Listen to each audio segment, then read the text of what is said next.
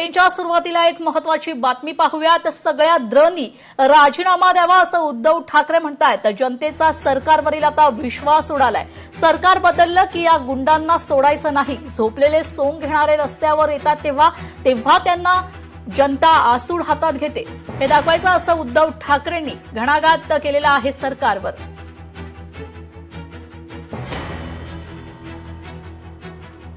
तुमचं काय म्हणणं आहे? राजीनामा नाही धर्मेंद्रनी द्यावा की नरेंद्रनी द्यावा?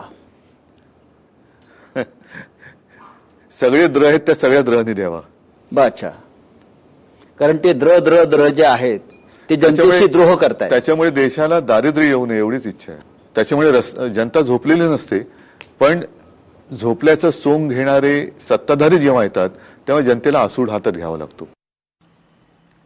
तर राजकारणाला गद्दारीचा रोग जडलाय। महाराष्ट्राच्या राजकारणात पैशांचा खेळ सुरू आहे। आमदार खासदार फुटीवर उद्धव ठाकरेंचं हे वक्तव्य आहे।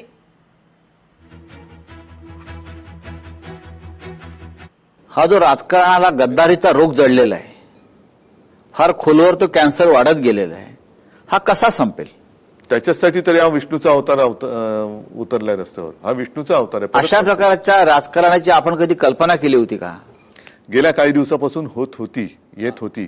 जेव्हा शिवसेना हा पक्ष फोडला, पक्ष चोरला। आता ह्याच्यामध्ये एक सांगतो तुम्हाला, शिवसेनेचं नाव आणि निशाणी ही गद्दाराला दिली।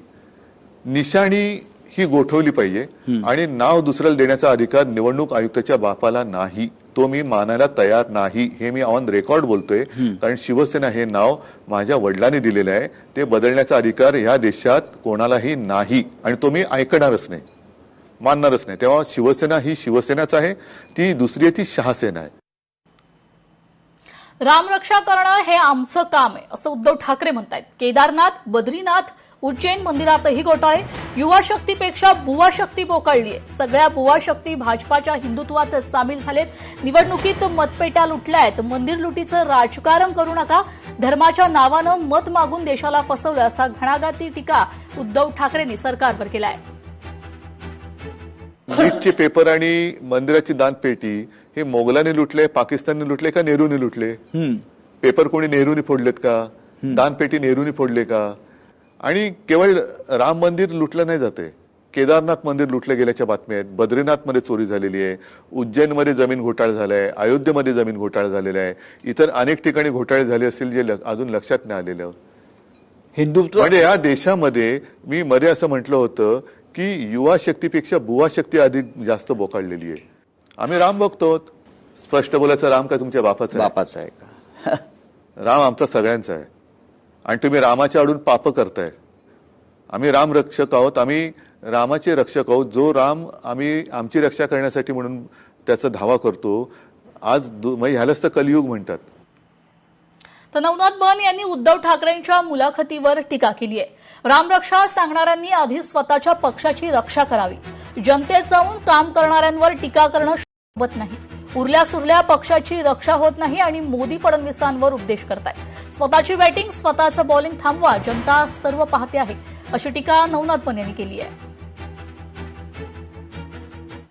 उद्धवजी ठाकरे, आम्हाला रामरक्षा येते त्याचा आम्हाला आनंद आहे, परंतु तुम्हाला स्वतःच्या पक्षाची देखील रक्षा करता येत नाही। पुस्तकांमध्ये बघून रामरक्षेचे 2 श्लोक वाचता येत नाहीत। त्यामुळं आधी आपल्या उरल्या सुरल्या उभाटा गटाची रक्षा करा आणि मग पंतप्रधान नरेंद्र मोदीजी, देवेंद्रजी फडणवीस यांच्यावर टीका करा। आपल्या पक्षाची राख होत चाललेली आहे, रक्षा होत चाललेली आहे, त्याकडे थोडंसं बघा। भारतीय जनता पार्टी, देवेंद्रजी फडणवीस, पंतप्रधान नरेंद्र मोदीजी यांना जनतेचे आशीर्वाद आहेत। ते लोकांमध्ये जाऊन काम करतात, घर बशाची भूमिका ते घेत नाहीत। त्यामुळे घरामध्ये बसून मुलाखती देणं, आपलीच बॅटिंग आणि आपलंच बॉलिंग हे जरा बंद करा। लोकशाही मराठी ऐका, पहा, जागरूक रहा।